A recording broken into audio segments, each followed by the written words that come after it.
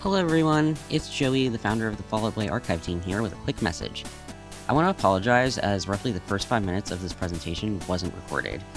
I'll be showing the slides on screen and redubbing the intro to start out, and it'll eventually fade into the recording of the presentation that was captured, but most of the audio and video past that point was captured well. Again, really sorry about this, but it was beyond our control in this instance. I hope you can still enjoy this video of our informative presentation at the Wilmette Public Library. Thanks! Before beginning, I want to ask every viewer to consider these 4 concepts and what they mean to you. Authenticity, community, preservation, and archiving.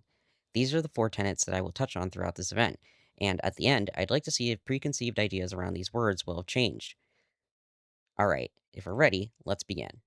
Fall Out Boy formed in 2001 right here in the suburbs of Chicago, and everyone here should be in at least passing familiarity of the band.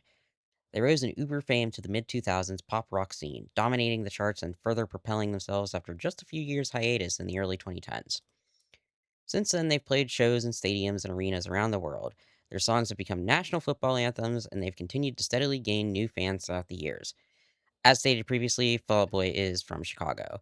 Specifically, out of our 4 members here, Patrick, the singer, is from Glenview. Pete, the bassist, is from Wilmette. Joe, the guitarist, grew up very close by in Winnetka, which leaves the only outlier as Andy, who grew up near Milwaukee. Andy is Fall Out Boy's drummer and joined the band about a year after it formed, and the lineup hasn't changed since. You might be wondering why someone who is a born and raised Pennsylvanian like myself is here giving this presentation so focused on a place that I don't live in and wasn't born in. So, to summarize a very long story, in June of 2024, I started a project called FAWBAT, the Fall Out Boy Archive Team. I had an interest in both music and history, and I wanted to document FOB's really early beginnings. The project started as just a simple summer project that I did on my own. Others encouraged me to expand it into a Discord server, and once I invited other people, it exploded. Our simple goal became to archive anything related to Fall Out Boy. Before I delve into that, a quick overview of how we actually do our research. Without the internet, none of this would be possible. Fall Out Boy is a really unique band because they became popular as computers in the home first did. It was the rise of message boards, texting, AOL Instant Messenger, MySpace, and the beginnings of social media. Research surrounding the band is conducted far differently than a band from the 80s, for example. Most of the leads that we find are online. Think about it this way: rumors of a new Michael Jackson song would have spread through music magazines and by word of mouth in the 80s. But for Fall Out Boy, those rumors spread on message boards, online blogs, and file sharing sites. This is the norm now, but at the time, it was a completely new medium. We began by dipping our toes into the obvious websites first, like Fall Out Boy's old website or the record label's old website. Links present on those sites led us through a maze. A picture of the music scene started to form that Fall Out Boy truly hails from. A vibrant display of music that varied in sonic heaviness but nevertheless brought a group of North Shore teenage punks together in the mid 90s to early 2000s. As I said, Fall Out Boy's use of the internet to promote their band and gain an audience was a marvel concept at the time. Similarly, you can see the individual members of the band use the internet to their benefit even prior to the band's formation, like in this example. Here's a post from 2000 that he left on a local band's message board advertising the latest band that he had joined. Leave that up just for a moment. Patrick would actually do this frequently. Here's another post where it seems like he really wanted to put together a compilation of bands, and he also just learned how to swear. As you can see, the teenage angst was palpable at this time. By just a few months later, he was out of the band he had advertised previously and was back to desperately searching for another. The other guys would shout their project out to the world just like Patrick did. Pete would advertise shows for his band, Arma Angelus, and would print flyers by the hundreds. Joe was the youngest, still in high school, but he ran a zine and advertised it online a lot. And Andy was less online, but he was up to into four bands at a time because he was insane, so that was his style of projecting. They all had their unique way of trying to be seen, which included a passion and a drive to make music. The four of them combined were the perfect recipe of determination and adaptability to new mediums. Various friends of the band interviewed in Fall Out Boy's 20th anniversary of Take This to Your Grave oral history back this up. To quote the book, Tim McIlrath said, "People were starting to get into social networking. It was new to us, and Fall Out Boy were way ahead. They were networking with their fans before any of us." Obviously, there's much to say about how their partially unintentional approach to marketing and making a name for themselves shot them so quickly into stardom. However, to truly appreciate the order of events that transpired from the band's formation to now, we have to look back. Later in the oral history, Wentz states, "We looked at a lot of our early shows through hardcore connections, and to some extent that carries through to what Fall Out Boy shows are like today. These hardcore connections and influences are, in most cases, obscure, you-had-to-be-there bands, shows, and people. Despite the internet being a tool in spreading the word for the shows themselves were in-person affairs. It was entirely based on connectivity within the local community, people putting in the effort. Countless kids who couldn't drive, were broke, and still in school somehow found a way to play in bands, play shows, and even tour sometimes, all with extremely primitive internet. This made the allure of these obscure bands all the more interesting to me and my team. So with our varying levels of prior knowledge, we as Fall Out Boy fans took the plunge into the web of the old scene. It started with a single link. In 2008, a Fall Out Boy fan used a now defunct Google tool to search for the members' names on the web. This tool, available for one day only in 2008, allowed users to search Google as it was in 2001, fittingly named Google 2001. One of the results that this fan pulled was of an old defunct band website, a band named Patterson. Patrick Stump was in a few bands before joining Fall Out Boy, one of which being this band. I'm of the opinion that it was the strongest, most consistent effort in a band prior to Fall Out Boy. You're going to be hearing their music in the background. Patterson described themselves as punk rockers playing emo-influenced rock. You may be surprised to learn that Patrick was not the singer, and in fact was the drummer of this band, as he was for all of the bands he was in around this time. Patrick, in the same vein as his other projects, did everything he could to promote his band. Of the four-piece, three of them sang, Ben, Eric, and Pete, not Wentz. Uniquely, whoever wrote a song was singing. They had no primary vocalists. Naturally, this means that Patrick didn't write or sing any songs. Why naturally? Because he was the drummer, and it was apparently an unspoken rule that drummers don't write songs. While this dissatisfaction and lack of feeling included was important to Fall Out Boy's formation, there's value to be found in every character in a story. Ben, Eric, and Pete. While maybe not the best vocalists in high school, in comparison to what Patrick would later become, they wrote some very solid music while in Patterson.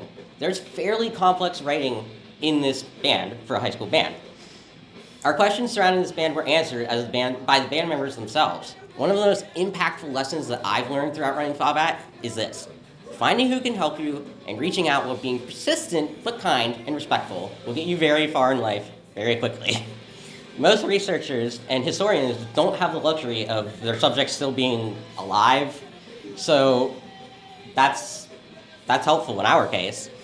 The members of these bands we study are actively online, just waiting to be reached out to. Through our efforts and the wonderful efforts of local drummer, professional archivist, and generally awesome dude, David Hoffer, we pushed the band's unreleased record to get digitized for the very first time, which is what you're hearing right now. I want to stress how insane this is to me. Nobody else on the planet had bothered to ask the band members if the public could hear it for over 20 years. Not even Fall Out Boy fans. This doesn't mean trying to brag that we did it first. It was just surprisingly pretty easy. We got connected with Ben Murphy first, who was sitting on a treasure trove of scene artifacts and things that he was eager to share, including lots of photos, and of course, that album. Let me grab some water.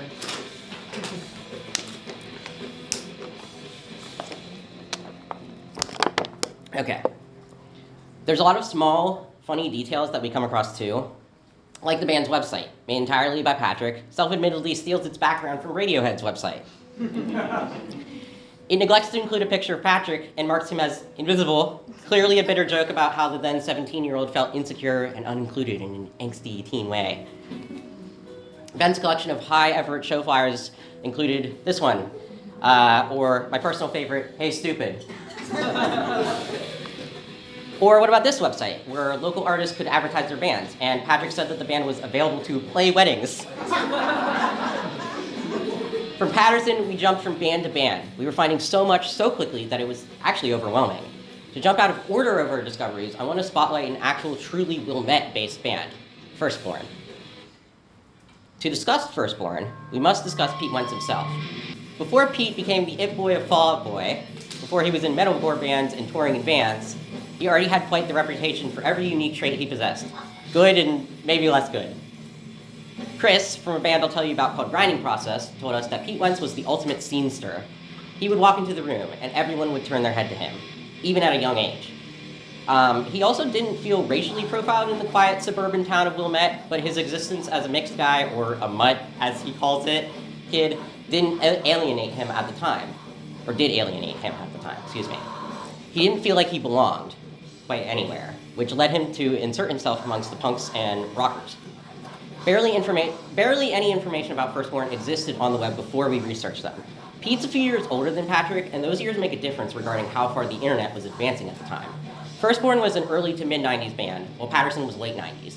So Firstborn never had a website or really any online presence. The only information we were working with was a lineup and the claim that Firstborn was Pete's first band, which we found out wasn't actually even true. His first band was a death metal band called Frontline, and this is the only picture we have of that, so there really isn't much to say about it. Anyway, we had to dig deeper to find the impact Firstborn had locally. Pete went to New Trier High School with Ryan, Firstborn's guitarist, and they were both on the soccer team together. Pete also went to high school with Tim, someone we were good friends with. He couldn't make it in person here today since he doesn't currently live in the area, but he is moving back. But I want to throw out a huge thank you to him anyway because he was incredibly kind and helpful with our research. Pete introduced Tim to hardcore after we played Earth Crisis for him, one of the hardcore bands of the early 90s. Earth Crisis was a vegan and straight edge band, which were values extremely important to Wentz at this point in his life. The lifestyle would influence Firstborn heavily, and the beginning of Fall Out Boy as well. Wentz and the others, all friends and into hardcore, were particularly huge fanboys of another local band called Everlast. In fact, Everlast is what got Pete into hardcore. After first being into death metal, Pete describes it in a recent interview he did with Norman Brannon of Texas Is the Reason. He says, "One day I was in a freshman class. I was wearing a Sepultura shirt, and this kid was like, 'Yeah, but can you do a hardcore growl?' And I was like, 'I don't know what that is.' So we went to a show, and it was in a garage in Kenworth. It was this band Everlast. I just remember people singing in the mic instead of the singer, grabbing the mic. It felt like this deep thing that I knew nothing about, like peering inside of an ant colony or something. They wanted to start a band like Everlast, so that's exactly what they did. In 1994, Justice Coming formed, named after a Framework song. Framework is basically Earth Crisis before Earth Crisis. They brought on this kid, Jermaine, as their singer. Eventually, Jermaine moved away, and Edith replaced him, pictured here. After that point, they changed the name to Firstborn, but it was essentially the same band. This is where Tim's collection from the time actually became extremely valuable to us. I'm sure Pete probably has some of these photos himself, and other members of Firstborn did have some as well, but the sheer amount of awesome photos of the band that Tim supplied was mind-blowing. Pete Wentz's skyrocket to uber stardom in the late 2000s with seemingly every teen girl in the country wanting to kill somebody to know every last detail about him. Nobody bothered to look into Firstborn beyond a lineup for 30 years. This is why preservation, even in its smallest forms, is so important to archiving, and why digital archiving is an incredible advancement for the rate of success. Tim is the only person we know to have had a copy of these photos for the past 30 years. If he lost or damaged them, that's it. They're gone, permanently. If there was an effort to scan these photos and store them digitally somewhere, making a backup digital copy and copying them en masse through websites or file sharing, they could explode into hundreds of copies. With hundreds of copies out there, they may not be organized, but the chance of any of those photos becoming completely lost or unfindable becomes incredibly low. This concept is reflected back in the 3-2-1 rule. It's a rule endorsed by the Library of Congress for archiving, professional archiving. Professional institutions want 3 copies of the file, 2 on 2 different types of storage, and 1 stored off-site. Obviously, Pavat doesn't have the budget for that, but we do what we can. Moving back to Firstborn, it's also notable for being young Pete's expression of a straight-edge identity and activist beliefs of the time. Pete was straight-edge at the time, meaning that he didn't drink or do drugs. The culture surrounding straight-edge and how it intertwines with the hardcore scene of the 80s and 90s is a whole other discussion, but the ideology and multiple other activist causes, such as animal rights, veganism, political activism, and mutual aid, were all important to the band at this time and present in the band's lyrics. Pete isn't straight-edge or vegan these days, but these values influenced him and the other members of the band, who were all at one point straight-edge and vegan. This continued into Fall Out Boy, and the valuing of activism and engaging with one's community remained integral. Firstborn is a pretty distinctly Wilmette-based band, but Edith in particular went to Glenbrook South, which is probably how Firstborn ended up on this record, which was meant to be a Glenview hardcore compilation. In reality, the various scenes of the North Shore suburbs often melted together in weird ways, and they kind of just named them after one of the suburbs and hoped for the best. With so much crossover, once enough of it is documented, you can sort of start to form a spider web of bands, a mental map of connections. It almost functions as a living, breathing organism that changes with the more research that is completed. Take, for example, this video from 1999 of a Buried Alive show. Seemingly before Pete Wentz and Joe Troman ever knew each other, you can see them sharing space in the mosh pit. There's Joe having fun, and Pete's on the right. Firstborn slowly disbanded after multiple members went off to college, and Pete decided to look for his next project to join, never staying stagnant in anything for too long. This would eventually turn into Arma Angelus, a metalcore band that he and Tim Miller formed shortly after. To properly discuss Arma Angelus, we have a lot more to go through, starting first with Joe Troman. With Joe being the youngest, it's natural that he would have had fewer musical endeavors under his belt by the time that Fall Out Boy formed. While he was yet to graduate high school, and it's true, as far as we know, Joe was only properly in 2 bands before Fall Out Boy, with Arma Angelus being one of them. Before Arma, Joe's first band was Voices Still Heard, age 14, is when he started that band. Joe mentions this band in passing in his 2022 memoir, None of This Rocks, where he specifically says, "We recorded a demo tape, something I have intentionally lost and hope to never recover." Well, I'm sorry, it's been online for a decade, and also your bandmate posted it, so take it up with him. Anyway, as Joe implies, he doesn't really think much of the band, considering their drummer was literally a 12-year-old. They sucked. Look, I can't beat around the bush here. He's not wrong, they're not great, and I honestly don't know if they even played shows. In fact, a good chunk of the bands I've basically dedicated my life to archiving at this point kind of suck too. This is something I've been questioned about before by former band members. Why do you care? The music is bad. There's nothing of value there. But that's absolutely where I disagree. History is ugly. You can't just pick and choose what you want to document. Only saving the pieces that we view as palatable, you're not going to get the full picture. It's essentially rewriting history. It also diminishes the impressiveness of what is considered good. We need these choppy beginnings because it makes the growth of these people and these musicians all the more interesting and understandable. This is the crux of archiving in my eyes. Historical context is part of it. Other than Voices Still Heard, just because Joe wasn't in as many bands as the others doesn't mean he also wasn't making his rounds around the hardcore scene. At one point in his high school career, Joe ran a hardcore fanzine online with physical copies. For anyone unfamiliar, zines were essentially a community bulletin board, like a mini magazine that you can print mass copies of on cheap paper and spread around at shows. They were a core pillar of the community then, and they are now. Joe advertised his zine in plenty of places online, captured by the Wayback Machine. Ironically, the online zine itself isn't saved. The website was saved only after Joe deleted the entire zine out of disinterest. Thanks, Joe. We're still on the hunt for the physical copy, so if any of you have this thing lying around, please tell me. Joe also helped a high school friend run a website for his little record label, which, from what I can tell, never actually produced any records. Interestingly, One Concern Records' only planned release, a compilation, was also supposed to have a band called Novena on it. Novena is the original name of Arma Angelus.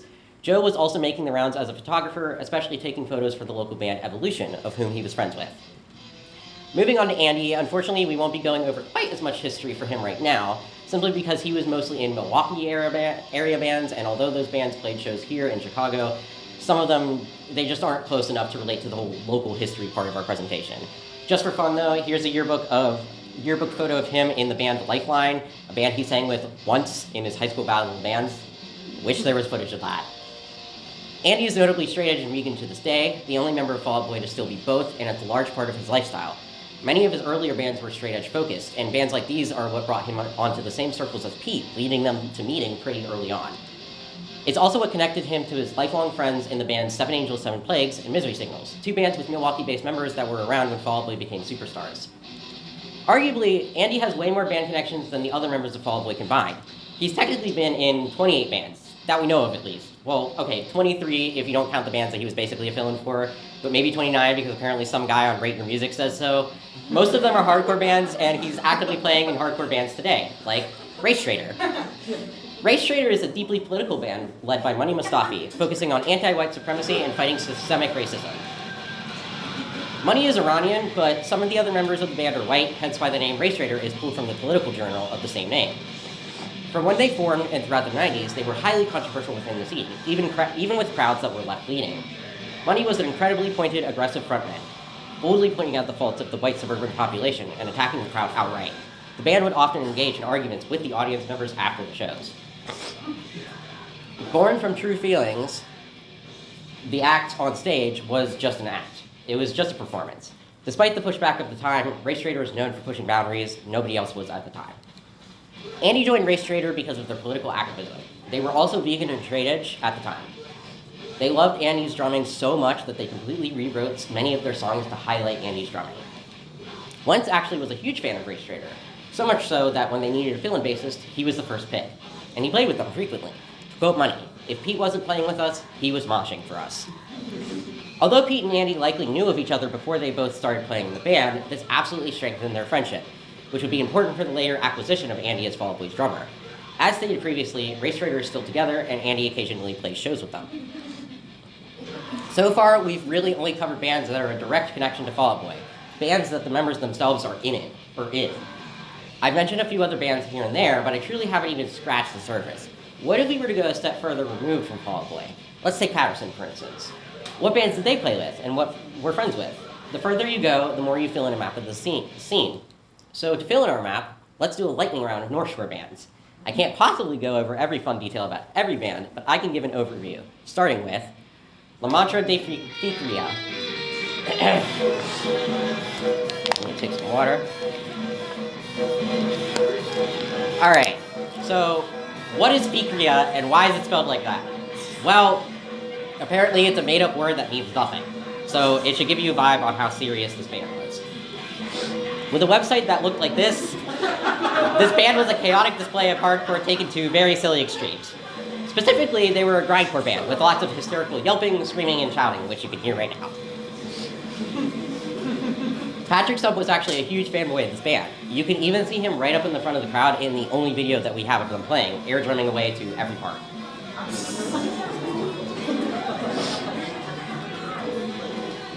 If you recall, Patrick was mainly a drummer at this point, and told us how when he didn't make it into a band that he wanted to be in, it was mainly because of two other better drummers in the scene that got the gig over him.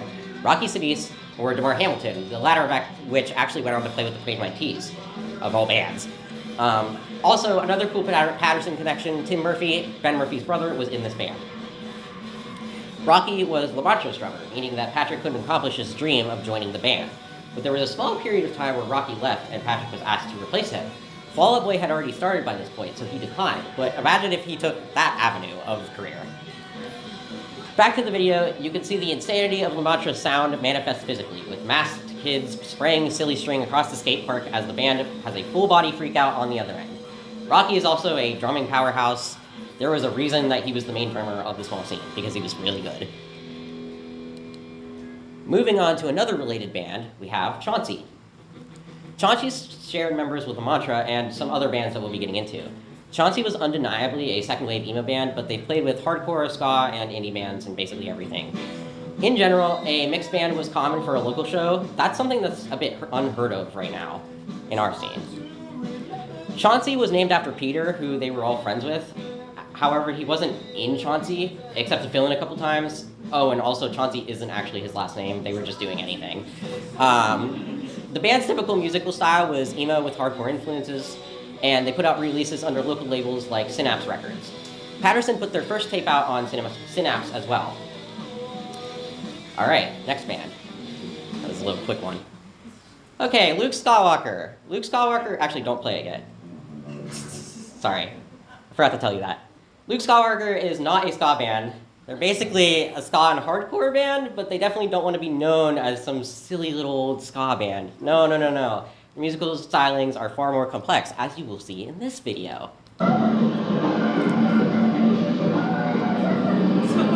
It's really good!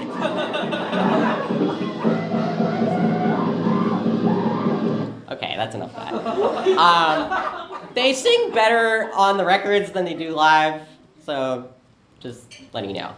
Anyway, their website opens up with this lovely picture of lead singer Peter, covered in tinfoil, I guess. It seems that stage antics like this were fairly common for Luke Skywalker set, based on some of the photos we have. Here's more of Peter just looking insane. Despite this, Luke Skywalker was one of the most beloved bands in the scene, to the point where a large swath of the people we have interviewed actually brought them up of their own volition. Patrick Stump has mentioned the band across a few different interviews as of lately. The interesting vocal inflections that you heard from Peter in the video are actually what inspired the band to form. There's a band called Skavuvi and the Epitones, a band hugely important to the third wave of ska. They had a singer who would make similar exclamations sometimes, a little more low-key. Pete wanted to make a band where he did that, but basically all of the time, and he also looked insane while doing it. Eventually, the band abandoned their ska roots and went full hardcore. And the definitely real Ian MacKaye got really mad about it on their guest book. Definitely him, guys. Definitely the real Ian MacKaye. Dave Rudnick was also in this band. He was known mostly for being in the band Kung Fu Rick, which was also a part of the North Shore scene and arguably one of the most important in shaping it at the time. This band was one of the few of this tiny scene that bridged the gap between house shows and playing community centers to going on full-on tours and venturing out to the East Coast. I don't have much to speak on when it comes to Kung Fu Rick, but I should mention that they were equally as silly guys. Excuse me. Their whole shtick was one of their vocalists donning the attire of the Dark Enforcer, which was an obvious Star Wars spoof. Next up, Grinding Process. Grinding Process was a grindcore band heavily influenced by the doom metal band The Melvins, so much so that they named themselves after a Melvins song. I've yet to mention Patrick's first band, not Patterson, but a band called Public Display of Infection. That band was in turn heavily inspired by Grinding Process, who were a year or two older than them, roughly speaking. Eventually, Patrick would join Grinding Process himself as the drummer. John recalled to us the absurdity of the rest of the members being like 6 foot and bringing in Stump, who was a pipsqueak in comparison. Beyond inspiring Patrick's love of Grinding Process was a well-loved band in the local scene and was known for having crazy sets. One show was played in a gravel lot next to a community center, and it had fans climbing up onto the porch overhang and jumping en masse into the crowd and drum set. Before Patrick joined, Drew First was in Grinding Process. It seems he was similar to Patrick, being the most proactive, in getting shows and making the band known locally. Drew and Patrick were friends, but Drew's interesting form of rapping on a Grinding Process song inspired Patrick to do something similar on Public Display of Infection's only recording, a 5-song EP, technically marking his first vocal debut in a band. All right. Excuse me. One of Grinding Process's few recordings was a split record with our next featured band, The Imposters. I, of course, want to start out by giving a huge shout-out to The Imposters vocalist, Lucas, who was not only gracious enough to talk about the band with us, but also sent us tapes and other stuff to be archived. Lucas, you're the GOAT. Also, he still plays in bands, and you should all listen to them. Anyway, The Imposters were plain old punk with members hailing from Glenview. Some songs have ska-core or hardcore elements, and there were clear influences like Dillinger 4. I don't know if The Imposters were exactly known for being fashionable, but I'm going to say that they are now because look at Lucas, he's great. As a young, scrappy punk band should, their songs were fast and politically charged, with one even being a commentary on the homophobia in churches of the 90s. I'm a queer guy myself, so it's cool to see queer representation within the bands that we research, especially when only finding that out after having already formed an attachment to the band prior. Sometimes shows were hosted at Lucas's house, one of which was actually Public Display of Infection's first ever show on Halloween night of 1998. Patrick and Lucas were pretty good buddies, and Grinding Process was at that show too, and Kung Fu Rick. I would be remiss to mention Dave Kim, the late bassist of The Imposters, who sadly passed away not long after the band's existence. Dave was the first person that we researched who we found out later that had passed away, but he was not the last. Because of the uniqueness of the period that we are researching, most people we research are alive and often contactable. This makes the times that when they're not far more shocking and impactful. It's a harsh but needed reminder that these are all people with boundaries before they are research subjects or band members, which is obvious, but it's actually pretty complicated in practice, and I'll explain more about that later. I mentioned evolution earlier when discussing Joe Truman. He went to New Trier High School with these guys. He was also in a few different clubs with them, one of which was the Network TV Club, fitting as Joe can be seen hopping around in Evolution's self-shot singular music video. Yes, this is unfortunately the best quality we have this video in. I'm sorry. Evolution was classic old hardcore, nothing really fancier than that, inspired by the iconic New York hardcore bands such as Gorilla Biscuits and Youth of Today. Justin and Paul, the two founding members, also both really liked Strife, which would influence their sound a lot. They recruited Peter, whom anyone paying close attention might recall as being in Voices Still Heard. Discovering Evolution was a night that I recall fondly. The first thing that you were greeted with on their 1999 website was this. This opening screen, sped up for your convenience, is just amazing. It's actually an amazing website that was designed by another high school friend of theirs, Jeremy, whom we ended up talking to before any of the band members. Not only did we become fast friends with Jeremy, but he was also eager to help us with our research and provide some other lost music, photos, and more, so shout out to him. Obviously, this website is insane compared to a website that you would see now. To defend my man Jeremy, he is a good designer. The 90s were just a different world, I promise. In a surprising Andy Hurley connection, Evolution played a show at Chicago University, and Andy was in attendance with his good friends Ryan Morgan and Matt Mixon, formerly of Milwaukee metalcore band Seven Angels, Seven Plagues. This is where the group met Kyle Johnson, who would not only later join Hurley in the band Project Rocket, but also became a close friend. These guys are all still friends today, and they're pretty relevant. Evolution put out a split cassette with our next band, the Apathetics. Weirdly, the bands didn't really know each other much on this or the split, but they were inexplicably put on the split together for reasons that nobody really seems to remember. The Apathetics were a choppy little punk band with, at different points, these five guys. David, as you all will learn eventually, is one of the main reasons that I am standing in front of you right now. Before getting ahead of myself, I should expand upon the connection that the Apathetics had with the last band in our lightning round, the New Jacks. The New Jacks were a ska band, and in my opinion, one of the strongest bands from the North Shore scene. They played so frequently with the Apathetics that at the time, kids would refer to their micro scene as the Jackathetics. Greg from the Apathetics double-dipped and played in the New Jacks at one point, and members from both bands would eventually form new bands together after the dissolution of the Jackathetics. Among the small North Shore hardcore scene, the Apathetics and the New Jacks were the two high school bands getting enough attention to release songs on adult punk labels outside of the suburban world. Jump Up Records for the New Jacks and Beer City Records for the Apathetics. The New Jacks had an annoying number of varying members to pin down, which is typical for ska bands. This was another band that Stump was a huge fanboy of, perhaps more so than any other in the North Shore scene. Some websites that are still active today on the web contain heartbroken messages about their untimely breakup written by Patrick. This is where he says, we all miss the New Jacks. This is their legacy. The band used to be legends here in Glenview. Everyone either hated them and their drunken antics with a furious passion, or loved them with just as much enthusiasm. I was dying for the day I could be in the New Jacks. I might have had a shot, but my day never came. Damn it. He's so sad. This love for the New Jacks persisted long enough to make it into one of Fall Out Boy's most popular songs, Thanks for the Memories. When they play the song live, Patrick will, to this day, start the song with a riff, very familiar to anyone who knows the New Jacks.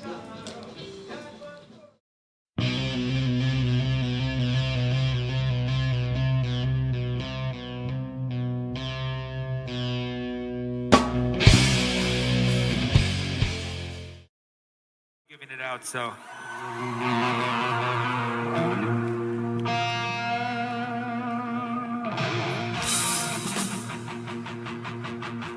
There's a ton of other bands from the scene, the DuPage scene and the Southern Chicago scene, that I simply don't have time to mention here, but don't worry, I'll give them a little bit of a shout out later. So now that you have the tip of the iceberg and the historical background setting for some of the surrounding local bands, there's a better understanding of the metaphorical setting in which all of this is taking place. Let's break this up with a bit of my own perspective and story. So when we started, we were becoming invested in bands not because, hey, Pete was in this band, but instead for the band's own personalities and merits. Friendships with the real people in these bands started to form after we reached out to them. After the past 2 years, we've contacted 270 individuals. Of course, not all of them became our friends. Many of them didn't reply. Those that did, though, have not only enriched our lives by engaging with us, but have also enriched these stories by sharing details and donating artifacts that they possess. Someone that I would consider one of the most passionate allies to our goals, and frankly, a dear friend of mine, is David Safran. He was in the Apathetics. David is someone that we contacted fairly early into our research after finding the Patterson website.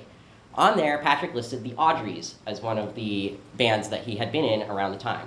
This band is not known to FOB fans, and reasonably so, as Patrick was only in this little garage rock stint for about a month, actually at the same time as the beginnings of Fall Out Boy.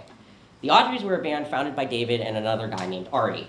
The Audreys' full story is not completely relevant to the story of Fall Out Boy, as the band went on to do pretty unrelated things and actually moved to Texas. However, this short month of basement practices 25 odd years ago is actually the one small connection that turned FOBAT from a summer side project to fully overtaking my life. David posted on his Instagram page about the Audreys a few years back, so it was pretty easy to find and contact him, and that was the only thing on the internet about it other than Patrick's website. David was very interested in our project, and despite it had just been getting started then. Not only did he give us a book's worth of information about the Audreys and the Apathetics, but he also graciously offered to get us in contact with Sean O'Keefe, who is here. Hi, Sean. For the uninitiated, Sean is a prolific producer from the same Chicago and suburbs scene, and the producer of Fall Out Boy's Take This to Your Grave. He's also done other notable works like Plain White Tees, Hey There Delilah, multiple Punchline albums, Shout Out Pittsburgh, and Motion City Soundtrack, Beach Bunny, a bunch of the North Shore bands that we just discussed, and many, many more. To say that we accidentally stumbled upon a pot of gold was an understatement. There we go. So Sean is just an absolute wonderful sweetheart of a human being. So at our email requesting him to answer a few questions, he replied, "Oh, just come meet me at my studio." Probably not knowing that I was an unemployed, broke 18-year-old who couldn't drive at the time and was 400 miles away. Despite all odds, Lizzie, who is here, one of our FOB admins, some friends of ours outside the archive, and I made it to Chicago in time for 2024's Riot Fest, which Fall Out Boy played. The next day, we visited Sean's quaint little studio, and as we walked in the door, Sean broke our brains in half by just casually saying, "Oh yeah, Patrick was here 2 nights ago, and he wanted to surprise you guys by coming here today, but he had to catch his flight. But he does want a Zoom call with you guys." Okay, yeah, sure. So, okay, look, I'm not going to sit here and pretend that I didn't fanboy out, because I absolutely did. One of the main points that I harp on all the time is humanizing people in our project, and all the people that we're talking about, including the FOB guys. They're just guys, despite their fame, and I'm not one to idolize fame. However, this was crazy. I want to emphasize that, again, this was our starting point. If not for this random girl in 2008 and the fact that this link is still active on the web today, I wouldn't be standing in this room right now giving this presentation. This preservation of a singular link is the first domino in a series of events that literally changed my life. All of these bands, people, connections, all of them tied together in a spiderweb, now including us, have a central point: Fall Out Boy. These bands are worth preserving and worth your attention to begin with, but without FOB, someone like me would have never known of them. As we move away from the age of Jenko jeans and into Y2K, Fall Out Boy was formed. In the very rare event in history, the through line between the band Arma Angelus and Fall Out Boy is actually pretty cut and dry and well archived. Arma Angelus, here we go. After the dissolution of Firstborn in 1998, Wentz and Firstborn's drummer Tim formed Novena not long after, itching to make more music. They actually didn't play their first show until 2 years later, changing their name to Arma Angelus soon after. But once they made their mark, they took off quickly. Metalcore was in at the beginning of the century, with bands like Seven Angels, Seven Plagues in Milwaukee gaining some serious label attention. The difference in just a few years is apparent. Firstborn played tiny venues and garages and only ever released, i.e. gave to their buddies, some dubbed cassette demos with covers made from craft paper. Arma Angelus, in comparison, played their first show at the Fireside Bowl, recorded in real studios, and toured multiple times throughout the US and once in Canada, and most notably signed to an actual label, Eulogy Records.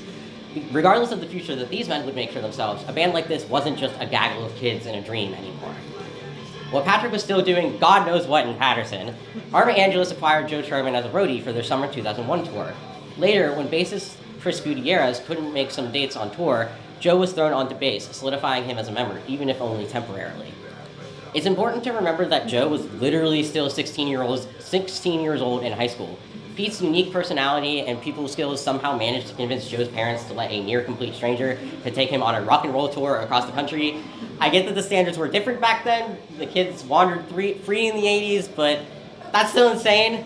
By this point, Arma Angelus had many lineup changes at this time and was, in all things considered, absolutely dog shit deal with Eulogy. Wentz was fed up with the state of hardcore scene at the time. So the scene was changing, as it was bound to inevitably do, and the niche North Shore high school scene didn't last and evolved, mainly because everyone grew up and went to college. Now it was experiencing another shift, but instead of clinging to the past, Pete decided to specifically take action and do something about what he disliked in his scene. With Joe, they formed the idea for Fall Out Boy, and shortly after, searched for a drummer. Meanwhile, Andy Hurley also became Arma's drummer, near the tail end of the band after Tim Miller stepped away. By this point, Fall Out Boy had established itself, and some shows were even played by both bands. Arma Angelus' final show was played by both, with Arma being the higher band on the bill, despite having only played shows for 1 year longer than Fall Out Boy. Fall Out Boy was not yet pulling a crowd at a show. Despite them becoming the biggest wave in the tsunami for pop punk, they weren't there yet. Other bands were ahead. One of those was Project Rocket. On all accounts, Project Rocket is technically a Milwaukee band. Only our guy TJ here is from Chicago, but they left a pretty important impact in the ecosystem of bands surrounding our titular Fall Out Boys, so we've included them.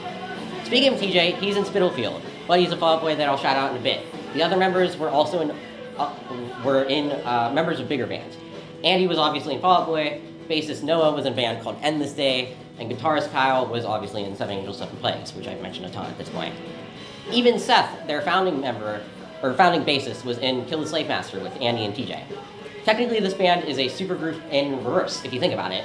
All of these guys are incredibly talented musicians, and it shows in what they put out in their short existence. Most importantly to us, it shows in Fall Out Boy's first release beyond rough cassette demos, a split with Project Rocket on Uprising Records.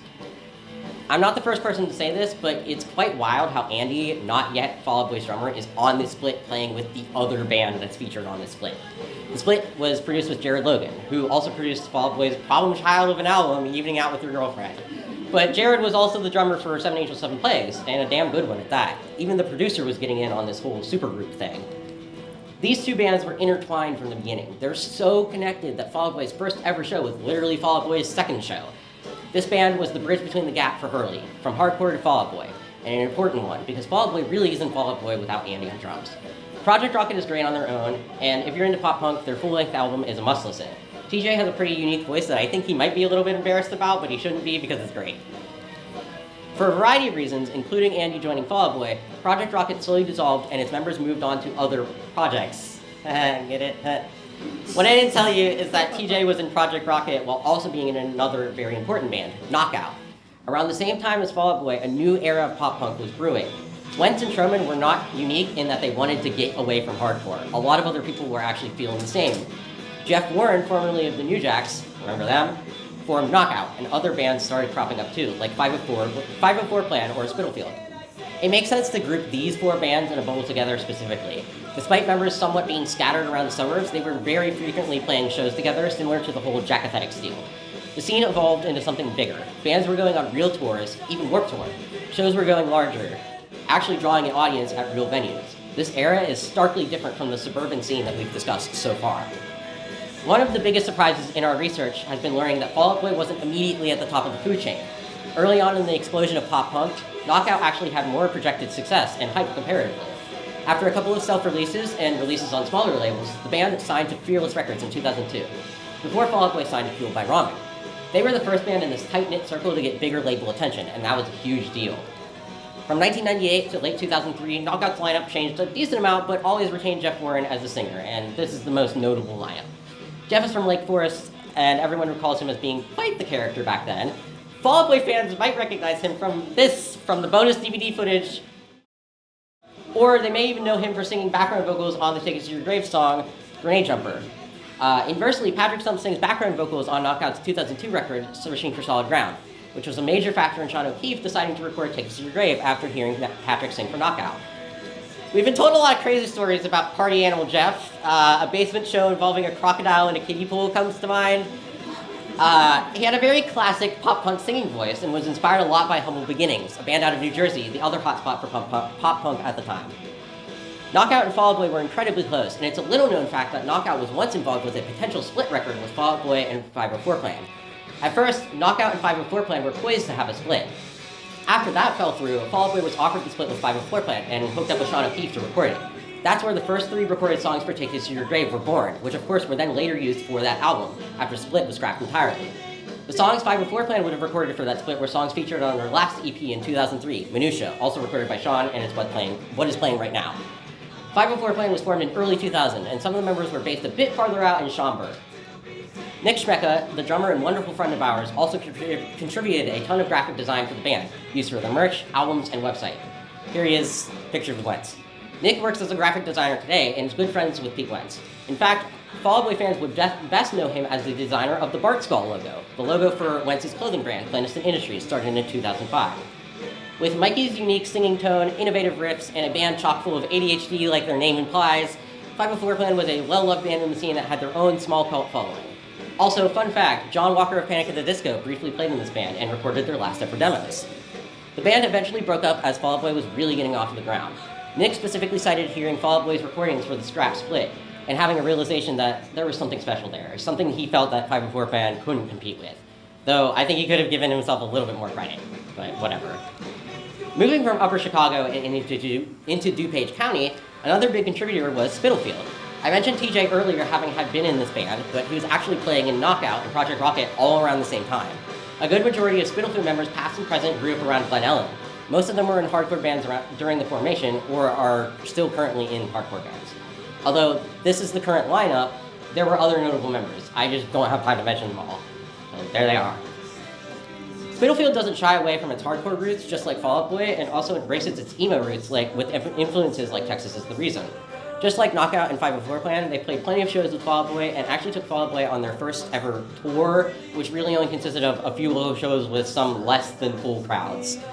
After a couple of releases on the local Sinister label, Spitalfield was signed to Victory Records, which is actually a huge big thing at the time. They actually got some flack for being on a bigger label, just like Fall Out Boy did when they signed to Island, even though Victory was technically independent, so I don't really know why anyone cared. Anyway, Spitalfield just proceeded to put out the best 3 pop-punk albums ever made, and then break up for a little bit before they came back in 2023. They're working on new music and have an EP out, so check them out, please, or I'll cry. Yeah. So back in 2005, TJ stepped away from Spitalfield, and I guess they missed him so much that they replaced him with another guy named TJ Millicey. But this was the TJ that was in Chauncey.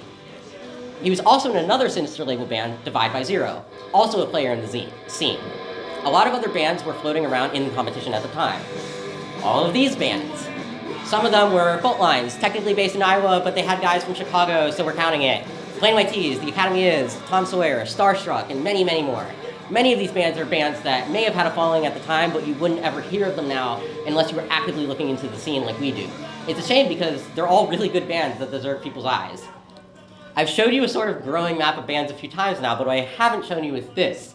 This is a spreadsheet containing every band that we deem within our scope of research and the lineups. I noticed the need for it after not being able to recall band member names when we were doing research, because there's so many people. A lot of these band lineups are not on the current web. They're only on pieces of the web that are saved on the Wayback Machine, and you have to do a lot of research to get there. This sheet is also 20 times bigger than what I can fit in this screenshot. It only goes to the letter C, so you can imagine that.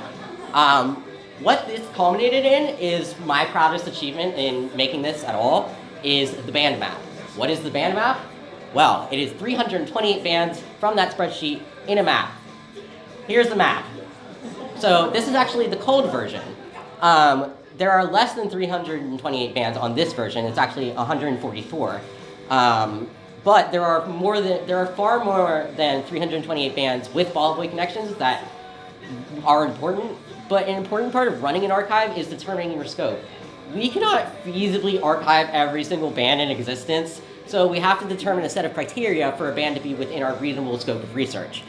This map was generated using math and a network visualization program. Without manipulating the data, because of the tendency for band members to cluster together in adjacent bands, the map naturally forms defined areas, seen here. So there's DuPage County, there's Wentz's Influence, there's Fall Out Boy Land, which is just very directly related to Fall Out Boy. TJ Millicey dipped everywhere, so he just gets his own island. There's the North Shore and the Milwaukee scene. The North Shore kind of gets pulled downwards because of Patrick being at the bottom of the Fall Out Boy Land. He pulls a bunch in the North Shore towards the bottom. There's a bridge in North Shore going over there. Dave Rudnick is in way too many bands, and yeah, that's about it. And there's Northwestern, which is like 504 Clan, and bands like that. If you're wondering what a chart with all 328 bands and members would look like, here you go. Notice that the bands with actual member overlap cluster in the middle, while bands on the outer ring contain bands with different types of connections that aren't member overlap, like bands that Pete Wentz signed to his label, or bands from other parts of the country that toured with Fall Out Boy. Every band that we covered played at least once at the best venue in town, the Fireside Bowl. Started as a bowling alley, they converted this into a show venue, and then after hard times, and then it's now a bowling alley again, so you can go if you want. 1994 to 2004, there were non-stop shows every single night. There's not enough time to cover basically everything that is relevant about the Fireside Bowl and everyone that took part in putting on shows there and was a help to get that scene started. But it served as the connecting hub for the North Shore, DuPage, and Southern Chicago scenes in Central Chicago. So it's very important to their history. That brings us right around to what I opened this presentation with, Fall Out Boy's deeply infused connection with the old internet and pioneering of marketing online. I read you some quotes and showed some of the boys promoting their older bands, but they did it for Fall Out Boy too, like a lot. Also, play some Fall Out Boy. All right. Within days of Patrick joining the band, he was hopping on message boards looking for a drummer, and the DIY promotion didn't stop throughout the next couple of years. The members of Fall Out Boy used the rising medium of the internet in ways that nobody else was doing at that time, or at that scale, far before other bands and even brands. It's difficult to wrap one's head around it because today's world is so embedded with digital advertising and integration that everyone here is sick of it, I'm sure. But at the time, it's even harder for someone like me who didn't really know a life before computers and the internet being in the home. But what they were doing was revolutionary, and it paid off. Once Andy joined Fall Out Boy as their drummer, the band made a few key decisions that made the ecosystem that is the band work so well. For one, they agreed to split the revenue between them equally, and they still do this to this day, which is unheard of in the mainstream pop and rock business. But you know where that isn't unheard of? In the hardcore and alternative scene. The band also kept up with their fan base, both online and offline, even as they grew bigger. The band was one of the first MySpace bands, but they've also run other sites not as well remembered as like mp3.com, and smaller local online zines and blogs. Fall Out Boy's website had a message board, and before releasing their 2005 album From Under the Cork Tree, they would frequently interact with people on the board by answering questions or participating in general conversation. Some of this is saved on the Wayback Machine. Here you can see some of the board members talking about giving the guys a scrapbook, and Pete commenting on it on the website. This type of accessibility was crucial in developing a fan base as loyal as theirs. Of course, with the level of fan they were about to achieve, that realistically couldn't last. In April of 2003, Fall Out Boy played the Skate and Surf Festival in Asbury Park, New Jersey. They and people within their circle have cited this show as being a defining moment for them, a moment where the reality of their steadily increasing popularity and success smacked them full force. It is retold in Chris Payne's oral history book, Where Are Your Boys Tonight? Somebody was goofing off around backstage, and they sprayed someone with a fire extinguisher. That set off the fire alarm. 5,000 people emptied out into the arcade area, which should hold 1,000. Fall Out Boy was on next. Those 5,000 people that they thought would go back to the main room did not. It was full capacity, leaking onto the boardwalk. Everyone was confused. What happened? Is there a fire? Is Fall Out Boy really going to play? They get the feedback going. They lean into the crowd. And right when they start Tell That Mick, the barricades just collapse. In between every song, the band says, "You have to back up. Security is telling us that we cannot continue." They didn't even get through the whole set. These big moments kept stacking up. In June 2004, the band embarked on their first tour in Japan with Pittsburgh pop punk band Punchline. Shout out Pittsburgh!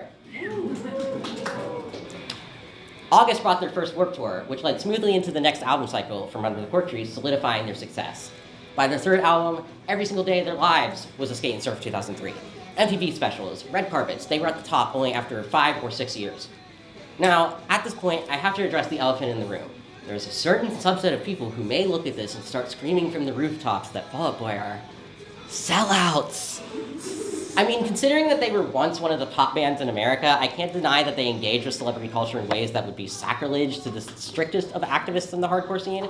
However, when looking at every last detail under a microscope, I think that it's far more nuanced than that. Fall Out Boy evolved into a career. They have employees, they sell merch, they make a profit, they do press to generate publicity and buzz. And if that's your personal definition of selling out, then I suppose that they have. But when disgruntled masses cry out sell out, especially those who have background in the hardcore scene, there's almost always a morality element tied to the accusation. If Fall Out Boy is working with big Hollywood celebrities and big brands and running like a business, that means that they're traitors to what the scene stands for, right? Well, regardless of your personal answer to that question, what makes Fall Out Boy so unique and why I'm interested in them from a historical analysis perspective is that they're the only band that I've seen that has successfully balanced between both worlds for so long, so well. I believe that that is due to their authenticity and their drive to create. A core tenet of the scene that they rose from is authenticity. If you are here going to shows as an outsider to cause disruption and gain attention, you don't belong. But if you are truly yourself and taking action to help others and contribute, you're part of the scene and nobody can tell you otherwise. It was true in the 90s and it's true now, no matter what Twitter or the edgy band of the week says. Fall Out Boy has never once claimed to be a hardcore, emo, punk, or whatever band. In fact, they claimed many times over that they were never truly accepted into that scene. The members had a background in hardcore, so they kept in touch with friends who continued within it, many of whom we have interviewed and have nothing but good things to say about them to this day. But Fall Out Boy wasn't hardcore enough to be part of the hardcore scene, and they weren't emo enough to be part of the emo scene. They, by sheer will, created their own scene out of necessity.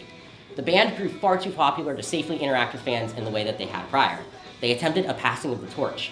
Nick from 504 Plan and Wentz co-created a website called Friends or Enemies. It was essentially MySpace, but for the Fall Out Boy band ecosystem.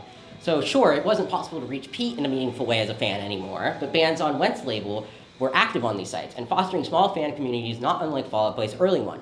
Fall Out Boy brought the community aspect of the hardcore scene with them and injected it into this pop-oriented ecosystem.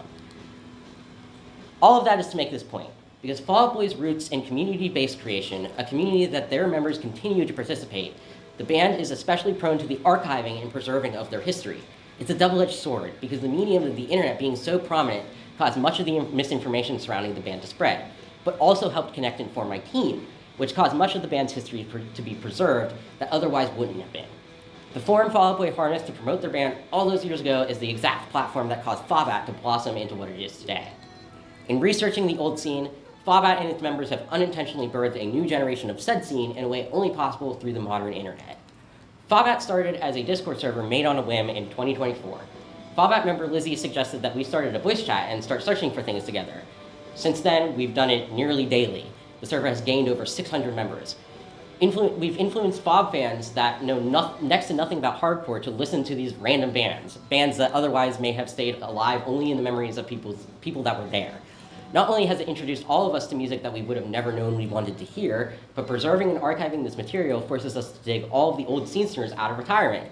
I don't care that you have kids now. Tell me when you kicked in the Fireside Bowl ceiling, please.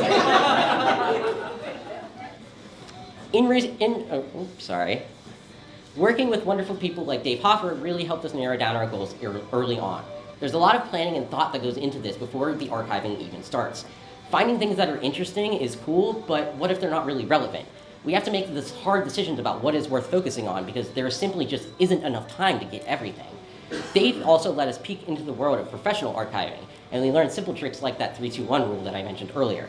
We started asking questions that we never thought we would think of at all. Organization of materials is already hard enough. If you have a section for music, do you also include the scans of the visual assets with it, like CD booklets and vinyl pressings, or do those go in a different category? And where the hell does the Fall Out Boy Hot Topic candle fit into this structure? These were all things that we had to feel out and consistently change and upkeep as our archive grew bigger. The other, arguably most valuable lesson that I have learned in the past 2 years of archiving revolves around death, privacy, responsibility, and the memories that we share. Early on into our work, we started coming across abandoned websites and social media profiles that probably shouldn't be seen. Profiles made by then teenagers with embarrassing journal entries, decades-old drama that doesn't matter anymore. You get the idea. Some people are delighted to know that we found their blog from 15 years ago and laugh at the dumb things that they used to say. Other people would rather never know that it was on the internet still in the first place. After the 5th or so LiveJournal account that we looked through that sometimes posted about Fall Out Boy, but mostly posted the users' retellings of sexual encounters and graphic detail, I started to question our approach. For us to find the people that we wish to contact and to find the niche details about who was in what band or who ran a label, we have to look into these deep personal corners of the web. We will inevitably see things that are upsetting, things that people aren't proud of, and things that make us feel guilty for even knowing along that journey. The important part as historians is to be responsible with the information that we know. Anytime that we contact someone, ask them questions, request their help in archiving of digital or physical media, we are taking time away from their regular life, their families, their friends, their job, and their regular routine. If we are to risk an exchange like this, we must also respect their common privacy. TLDR on that, don't delete your 20-year-old LiveJournal accounts. I promise we won't cancel you. Oh, hey, how'd that get there?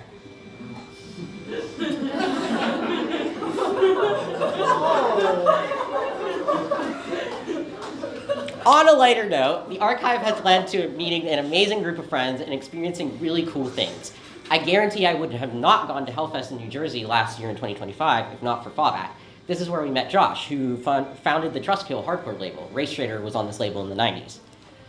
We've gone to Chicago. Obviously, we're here right now, but we also went in 2024 and in 2025. Here are some photos of that. And hell, even Ollie and I, who is sitting right there, visited ex-bassist of Project Rocket, Noah Nickel, at his literal church that he's the pastor of now. We just emailed him and asked him to come over on his church email, and we talked about bands for 3 hours. It's really that easy. Just reach out to people, make your own fun a reality, and do cool things, just like Fall Out Boy did themselves 20 years ago. To get a bit personal, when I started the archive, I wasn't doing well mentally. I had just graduated from high school, a high school that, in half a year, had 4 student suicides and the death of one of my favorite teachers. I had no idea what I wanted to do with my future, had few lasting friends, and felt a complete lack of autonomy over my life. In a moment of intense depression, this Fall Out Boy interview came to mind. and I really mean this for anybody who's playing music or making art. Like, you just got to get out and like make it and create it and find other people that are like-minded and like make your own scene. That's like what it is, you know what I mean? And it's less about like not being a part of someone else's and just kind of creating your own universe. I decided that something had to change. And with my only passion, I created this Fallout ecosystem, this universe, as Pete says, for myself. Maintaining one's well-being is not a passive act. It's something to fight for. Similarly, archiving is also not a passive act. Archiving is important. It gives us context for the past and a guidebook for the future. Without archiving, we wouldn't have medicine, physics, math, infrastructure, or anything beyond banging rocks together. You might not think that there's anything in your life worth archiving, but I promise you that there is. You should be archiving. And I'm not saying to star in the next episode of Hoarders or that you need to build your own computer lab. For your most important items, keep copies. Use the resources of your local library and save content to the Internet Archive. Be intentional. Consciously think about what in your life is worth spending the time to document that someone might care about in the future. If you stumble your way through the process that I have, I promise that these 4 words will become far more meaningful to you. Thank you.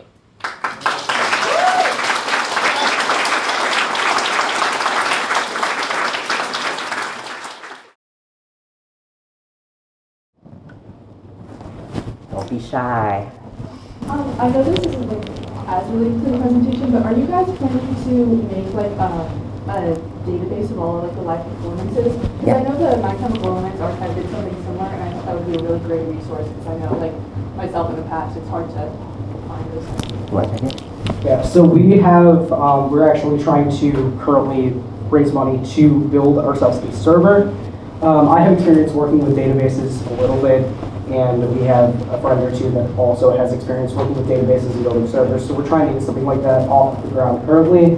Funding is just a little bit hard to come by, and a lot of us have jobs, so we also, time is an issue because, you know, quite frankly, tracking all of that stuff down, cataloging it, coding spreadsheets, and inputting all of that information into a database to keep track of it is incredibly time consuming. Finding is the easiest part. Yeah, finding it is the easiest part, although it's getting less easy as Google continues to fall apart. Nuke everything that they have. Exactly. Yeah.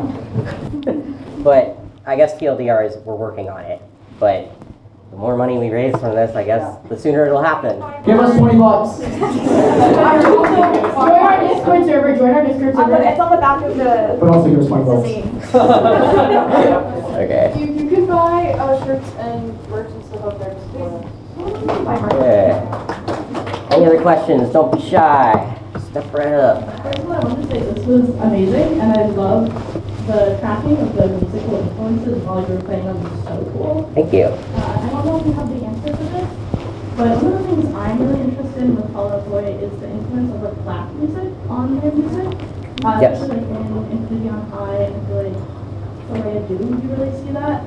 Did you guys find anything about that in your research? You want me to take it? Yeah, you take it. So we haven't really dipped our toes into that era as much yet because we started chronologically. However, we do have a friend. Her name is Scarlett Estelle. She is not currently running this podcast. I think she's actually touring with a band right now. But she has a podcast specifically about black music influences in Fall Out Boy, which I'm sure you know about it. No? Okay, well, you have something to listen to then. Because that's right up your alley if that's what you want. It's literally that. And she's a radio host as well. But Lizzie, what else does she do? She's a radio host. She actually has started touring. She toured with the Lumineers recently. But yeah, her podcast is all about like the intersection of black music. Yeah. Sugar, we're going in. Yeah. We're going in. I can also add. So I don't know specifically like Fall Out Boy. I have to like go and read all the articles, but Black Cards, Pete said, was influenced by dancehall music, which was, black music from Jamaica. So there's that. Yeah, there you go.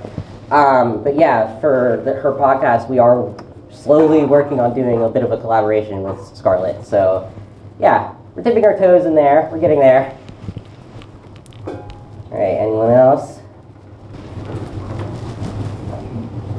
I started archiving Black Card stuff, actually, so, what about joining the team? Yeah, so you can join our Discord server, and you'll probably be talking to one of these people before you talk to me, because I have to run everything behind the scenes. And yeah, it's pretty easy. We have like a whole submission section where you can submit all of the things that you've archived, and we're working slowly on organizing everything and making it available to the public. And we're always looking for more people to help out. Like you said, like I said, we have 600 members, but like we could literally always use more. I just wanted to thank you guys. This is amazing. My tiny little name was on your list, and I never achieved anything to what. Which band? 7th grade Underdog. Oh, awesome! Oh yeah, dude. I can send you your website if you want it. But yeah, that part of my life in high school, I was my daughter's age. She plays drums now. And she comes to me, she's like, have you heard of Knockout? Have you heard of all these bands that I'll be opening for and stuff? This whole day has been really surreal. To share this with my daughter, who plays drums, and she's in a pop punk band, and to have been in that scene, and then you young folks like that you even give a shit about this is amazing. Oh, thank you so much. It was a magical time to be alive, and then to bump into when I was in high school, this guy right here, Sean, like he was a hero of mine. And I kept seeing his name next to the word producer on all of my favorite records. I didn't even know what a producer was. And then, studied the hell out of his method. And then we met. And by the time I met him, his records were perfect, so I was trying to achieve perfection. And then we met at Smart Studios in Wisconsin, and he had grown past perfection and embraced the beauty of human imperfection. And it was both disappointing and like illuminating. I was like, oh, you know what I mean? Yeah. I was like, oh, okay, stop trying to be so perfect, And I think someone else wanted to talk to you. Oh, okay. I have a question. Again, this is so amazing. And Into the microphone, we can't hear you. oh, I'm sorry. What do I do? Just right into Put it. a spot into it? There you go. Is that Yes, it? that's good. Okay. Yeah, you can see I'm really good at this. All right. All of you are so amazing, and you're so young. How did you ever get into all of this? I mean, were you even born when Some of us know.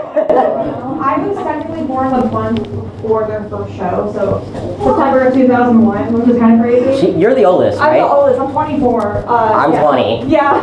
You're the youngest person here. I am the youngest. I'm only 19. I'm not even 20 yet. I'll be next month. Happy birthday. Well, you guys should talk about how you got into music like this. I kind of grew up with a father who was extremely into hardcore and death metal, so I naturally kind of fell into it. But I only got into Fall Out Boy because of this man right here getting me into Fall Out Boy because, well, some of my favorite bands like Seven Angels, Seven Plagues were heavily in contact with them, and it was just. I never liked Fall Out Boy. I still barely like Fall Out Boy. But it was really cool finding about like, oh, these guys are actually in really cool bands that I never heard of before. And now I feel like I'm kind of inclined to like them a little bit more.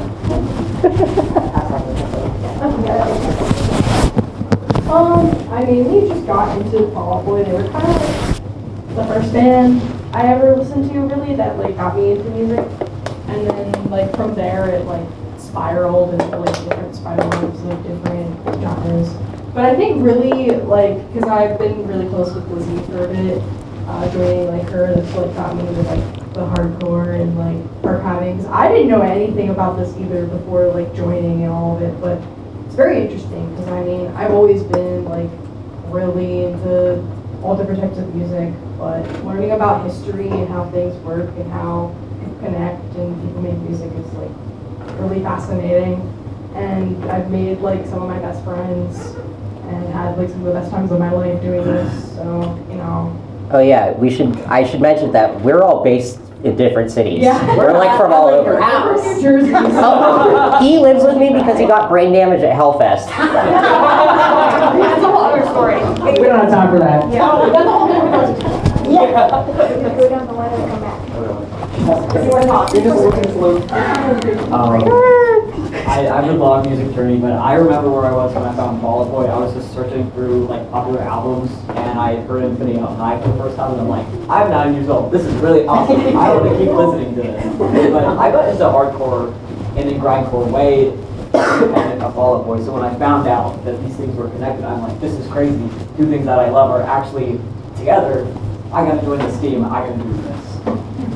It's actually also my fault. Oh yeah, because you were posting on Twitter. Yeah. Okay, for me, TLDR, some of the first songs I ever remember hearing on the radio are The Middle by Jimmy Eat World and The Anthem by Good Charlotte. And then, I grew up and then Centuries became really popular. And after that, just fell in love. I thought that was the best song ever when it came out. So I got into Fall Out Boy when I was like in 8th grade. And it was from an ex-friend of mine who got me into Fall Out Boy. And it's just been like that ever since. So. I've been into music research and history for most of my life, I think. That's how I find new bands. Is I'm like, oh, I like this band. Who were their influences? What other, So I was doing this before I even met Joey to an extent. Yeah, because you're so cool and epic. Because I'm insane, actually. And He's insane. I can verify that. I live with him, so he knows. But I was into hardcore probably before I was in Fall Out Boy. I was in like Cro-Mags and Strife. And all of, New York hardcore was really important to me. DC 80s hardcore was really important to me. I don't remember how I got into Fall Out Boy exactly. I think I was probably into Project Rocket first. Or around the same time. And yeah, I don't know. I found this team because she was posting about Extinction on Twitter. And I'm like, oh, I love Extinction. Their history's better than the music. The band, not the active Extinction. That kind of spiraled. Yeah, And you're here now. Yeah, that spiraled. I was already into Chicago hardcore, Indiana hardcore. That spiraled to Wisconsin hardcore, and they were like, we need a hardcore guy. So I was the hardcore guy, and now I'm the Wisconsin hardcore guy. So I've still not been to Wisconsin. Get in my Oh, if you're curious about me, I guess just like, I guess it was like, I was just into like pretty generic, like all the bands that people like My Chemical Romance or whatever. Like I was into that in freshman year. And then Fall Out Boy stuff started appearing on my feed and I was like, this is interesting. That's literally it. There's not much to it. First of all, that irate shirt is unbelievable. for this event. I have two quick questions. One, did you uncover any footage or photographs of Fall Out Boy at either the Wilmette Warming House or Winnetka Youth Organization? There's some lore about them. We have not. No, not yet. We don't have no idea if there was photos taken at all. So. Yeah. I don't know if there are for sure. That's why I was curious. We have not. Yeah. We only know they did play that show, but we don't have any photos of it. Yeah. And this is so unrelated to Fall Out Boy, but have you ever come across a Chicago band called 16-Month Pregnancy? If you find the tape, please post it. I'm dying for it. There was a band, what was the band? It was like, it had pregnancy in the name, but it wasn't that. I don't remember. People like naming their bands Pregnancy, I guess. I don't know. Hey, I was so delighted to see both my boys featured in your presentation. Hi. My son Ben was in Patterson. Oh my god! Oh my god! And my son Tim was in the New Jacks. We actually talked to Tim yesterday. Yeah, We talked to Tim yesterday. We went to Dante's, yeah. He was awesome. That's great, and they were both in a band called La Mantra. Yes. Yes. So it was just really sweet for me to see that you guys have included them into this network of growing. Yes. Thank you. Of course. Thank you for coming. Okay, I have a question. Have you guys made any effort towards archiving any of the Blogspot or LiveJournal accounts that is posting on? Because there are archives available, but they're questionable at best and they're very unorganized, and so I would love to see an actual. Yeah, so there's this LiveJournal archiving tool that we've looked into. Yeah. I don't believe that ever went anywhere, but LiveJournal continues to get more unstable as a website. Ever since they sold it to Russia or whatever, it's kind of gone downhill. The search function's broken. So we're looking for really any answers that we can find in that regard, because we've done some stuff manually, but that's obviously not ideal with the scope. Yeah, we kind of put a pause on it because we were preparing for this presentation. And focusing on that instead, but that's something I want to jump back into, absolutely. That's like time sensitive. Yeah, because, with LiveJournal, Blogspot's pretty secure for now. Blogspot's up. Blogspot's still and most of his old Blogspots are up still. There are a few that aren't, but most of them are. The main one that I am interested in trying to find is the From Under the Cork Tree Era website was behind a password screen, and so none of that is saved. And so I'm wondering if Island has something saved from that. Probably not, but maybe one day we'll talk to them and they'll have something. This is obviously where it gets more complicated because there's all sorts of legal and financial issues. Right. But in terms of what is available on the web right now, yes, we are going to start working on that. So. My second question, Wait, can I add something about the Pete, specifically the live journals? I think everyone knows Pete had like 1 million live journals. So none of them are still on LiveJournal, if I recall correctly. Or yeah, they're not. Only the Arma Angeles LiveJournal was, and that was shared. So I think like the documents that you see online are like what is available, and then Blogspot is different. Some of those are still up. There's also the other thing of like stumbling upon new LiveJournal accounts we may have made, which like we're not looking for that because that's just overwhelming. If we find it, we'll archive it. But yeah. Okay. Okay. Second question is very specific. Do you have any sort of media from the Save Latin show at all? Because like I've seen some photos and I've seen some videos, but it's very minimal. Which Save Latin? Because I think there were multiple times. 2007. Not that one. There's some Cork Tree Era photos when they played under that name, but not that show specifically. Okay, it's just been driving me crazy. No, you're all good. I know the feeling.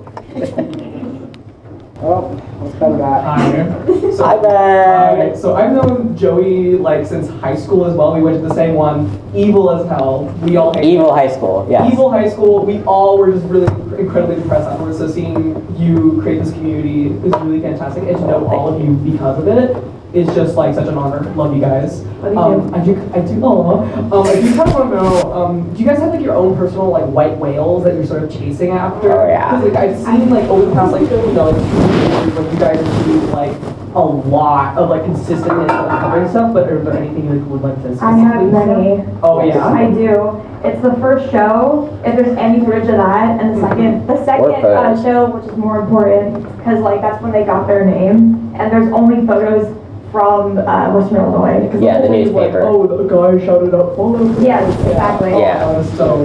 Yes. I think we can share. I won't say specifics, but in terms of footage of their second ever show, there may be something. Possibly. And we're working on And it. he's not here right now. He's not here right now, but we're working with a very kind fellow who may perhaps have that. So.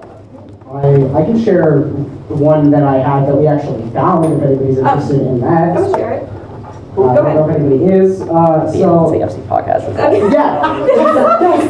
So, Andy Hurley and his roommates had a podcast that was lost, and Sarah and I, a long story short, went through the FC website. It wasn't saved. It went down in 2020. We looked through a bunch of names. We contacted Fangirls through Tumblr. One of them had it. Yeah, and we actually almost lost it again. So yeah, the Fangirls come in clutch. Don't go into specifics. We don't need to go that far. It was just a fan fiction author that I randomly found out that she was still on the internet. Found her Tumblr, and I was just like, hey. Do you have this? Do you have these? Because it seems like you have recently mentioned these in the past couple of years, and no response, just a link. By the time she opened it, it expired in 2 days. It was going to expire in the next day. Yeah. So if I didn't like click on it that night, by the next time I would have gotten to my computer, it would have been gone. Yeah, crazy. So mysterious. One person can save something and spread it everywhere. That's something I don't really mention in the presentation, but the fangirls that were insane and writing fan fiction about them, they do come in clutch. Thank you fangirls or fanboys. You know. There's a lot of things I think we're all interested in. One thing that some of you in here might be able to help me find. As you know, with the president, that was a really positive thing. No footage of them is on the internet. 504 plan, there's footage, early Fall Out Boy footage. No knockout footage is online, and it does exist. someone told us that they actually saw some ages ago online, but as far as we're aware, we can't find footage of knockout, so hit online if you happen to have knockout footage, that would be cool. Patrick even filled in for bass at one of their shows, so fun fact. I was personally chasing after a bunch of related metalcore bands, which led me to form kind of my own archive, which has gone under due to some personal issues with the other guy I ran it with, but I plan on starting another one with this guy over here. We're just merging our stuff, it's fine. Yeah, and we're gonna form a lot to do with 7A, Misery Signals, related bands in the Midwest, Milwaukee, Chicago, so we're currently going after that. Did you have I anything? don't have anything specific. Mine is just anything related to FC, because what an interesting bunch of guys. Awful, awful. Truly. The frat house. Literally, that house. I guess mine would have been the public display of infection tape, but we found that. So that was a crazy night. Still loaded, still have it downloaded on my computer. Okay. We have One more? one more. Okay. All right. Hi kids, Grandma here. Hi. Hi. What you're doing is terrific. A lot of the stuff that you save is in a cloud, I guess. Yeah. My generation, we still have our vinyl. Right. So make sure that whatever you're doing, that you have something on a hard copy. Absolutely. All that stuff in. Whole roll back over there. Somebody pulls the plug and it's all gonna be gone. So Absolutely. also, remember, what you're enjoying and listening and archiving today, someday is gonna be grandparents' music. Yes. Your grandkids are gonna say, oh, that old stuff that my grandparents listened to. Mhm. So it is important. And that brings me to any of you that have grandparents that are alive, ask them questions about their lives. There is nothing that you will regret more than when your grandparents are gone and you go, why didn't I ask them stuff? Why didn't I find out stuff? And so you're young now and you're getting this advice from somebody who regrets not asking. Sit down with your grandparents, take notes, record it, whatever you have to do. Get information. What kind of music did they listen to? Did they go to dances? Did they go to concerts? So really get that information, because someday that will be interesting. It might not be interesting today, but someday it will be interesting. So yeah, keep on what you're doing. It's great. Will do. That's it. Thank you.